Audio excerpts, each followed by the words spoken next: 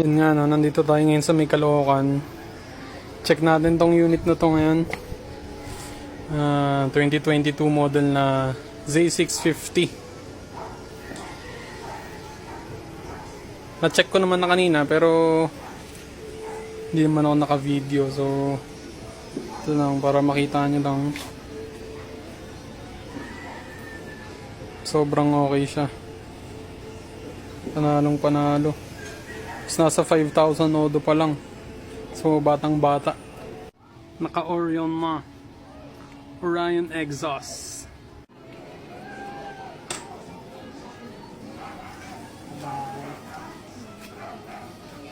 Yan. Lalabas muna ni sir para ano. Baka mahirapan din ako pababa dyan eh. Hindi ako sanay.